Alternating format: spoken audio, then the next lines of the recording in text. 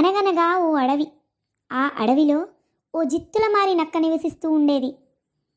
ఒక రోజున దానికి విపరీతమైన ఆకలి వేసింది. ఎంత వెతికినా ఆహారం దొరకలేదు. ఇంతలో దానికి చెట్టు కొమ్మ మీద కూర్చుని ఉన్న కోడిపుంజు కనిపించింది. దాన్ని చూడగానే నక్కకు నోరూరింది.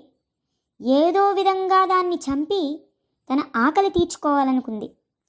నెమ్మదిగా ఆ చెట్టు దగ్గరకు వచ్చి, మిత్రమా, నిన్న నాకు ఆకాశవాణి నుంచి ఓ వార్త వినిపించింది. అదేంటంటే, ఇక మీదట మన అడవిలో జంతువులన్నీ కలిసిమెలిసి స్నేహితుల్లాగా జీవించాలట. అందుకే వెంటనే కిందకు రా, మనిద్దరం కలిసి స్నేహగీతం పాడుకుందాం అంది. జిత్తులమారి నక్క ఎత్తులను కోడిపుంజు పసికట్టింది.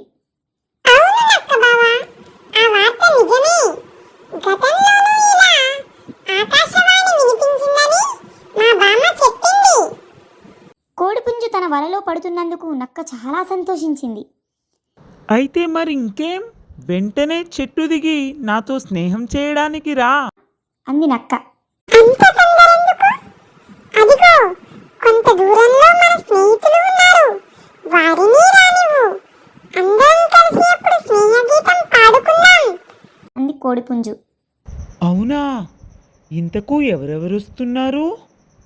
అని కాస్త కంగారుగా అడిగింది నక్క.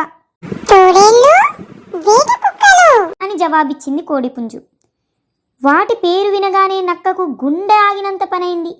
వాటికి చిక్కితే చావు ఖాయం అని లోపలే అనుకుంది. అలా భయంతో వణికిపోతున్నావెందుకు?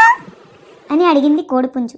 ఏం లేదు, వాళ్ళు బహుశా ఆకాశవాణి విని ఉండరనిపిస్తోంది. నేను వస్తా అనుకుంటూ నక్క అక్కడి నుంచి పరుగున వెళ్ళిపోయింది.